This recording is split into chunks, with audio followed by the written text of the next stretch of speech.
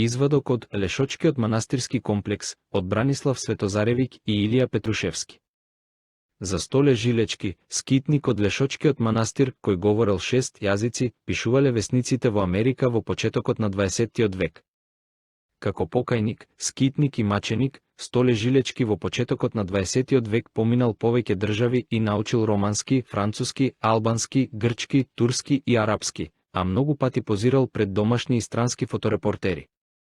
Лешочкиот манастир пред 1 век бил бастион во борбата за македонската самобитност, а посебно место во тоа има игуменот Езекил, кој бил родом од блиското село Глоги. При крајот на 19 и почетокот на 20 век, црковната пропаганда на бугарската екзархија и на српската патриаршија на тлото на Македонија зема исклучително голем замав.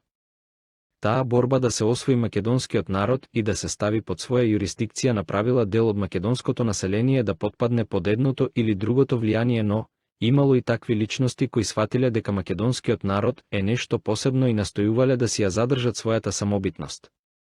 Во времето на игуменувањето на Езекил, од 1878 до 1898, Македонија била под силно влијание на српските и на бугарските асимилаторски пропаганди што го разединувале македонското население. Неретко имало случај во Тетово, а и во околните христијански села, да се создаде невидена омраза и поделеност меѓу роднините, родителите, браќата, кои едни се декларирале као срби, а другите како бугари. Игуменот Езекил, гледајќи ги ваквите трагедии помеѓу населението, не можел никако да се помири пропагаторите и сејачите на братоубиствена омраза. Тој во своите ставови наишол на поддршка од скопскиот митрополит Теодосиј Гологанов. Бугарските екзархисти успеале да го сменат митрополитит Гологанов, но игуменот Езекил не подклекнал и останал доследен на своите ставови. Со ова, тој стекнал уште поголемо почитување и авторитет кај полошкото население, но предизвикал и уште поголем гнев кај екзархијата, посебно поради тоа што не сакал да се приклучи кон неа. Откако екзархистите увиделе дека игуменот Езекил е непопустлив, донеле одлука да му го одземат животот, вели историчарот Бранислав Светозаревик. Во тоа време во Лешочкиот манастир живеел Столе Јовановски, кој во својата 15-та година од животот останал без родители. Тогаш практика било децата кои останале сираци да се однесат да живеат и работат во манастир. Таков бил случајот и со Столе, кој со своите 16 години бил донесен и изгрижен во Лешочкиот манастир. Столе како млад и патријахално воспитан, чесно и совесно ги работел сите потребни работи во манастирот. Еден летен ден во 1898 година, во манастирскиот чифлик, кој бил недалеко од манастирот, аргатите на гумно ја вршеле пченицата. Тој ден Столе носел ручек за аргатите. Кога одел по патот што се вика Јулица и е надвор од населбата, го сретнале тројца луѓе кои под закана му наредиле, откако ќе го однесе ручекот да се врати во манастирот и да му каже на игуменот Езекил дека аргатите од чифликот се скарале. Столе така и направил и на игуменот му ја пренел измислената информација.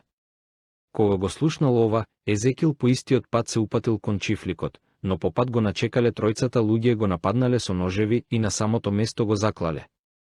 По убиството, тројцата убијци се упатиле кон планинското село Варвара, а од таму кон Отуње, каде биле видени со крвави раце и алишта испрскани од крвта на игуменот Езекил. Извршителите на убиството на игуменот Езекил се уште се непознати, но повеќе од сигурно е дека еден или двајца биле од селата Отуње, Сетоле или Едуарце, вели Светозаревик. По убиството Столе, кој тогаш имал 17 години, самиот се сметал како соучесник и како личност со висок морал и чиста совест, се казнил самиот себе си со доживотно плаќање на гревовите, со испосништво и со скитање. Го напуштил манастирот и се оддал на скитнички живот. Столе, кој го добил прекарот Жилечки бидејќи бил родом од блиското село Жилче, станал вистински покајник и маченик. Зиме и лете одел гологлав и бос, целиот бил обраснат со коса и брада, носел искинати алишта, со себе имал само една торба и 2 земјени грниња.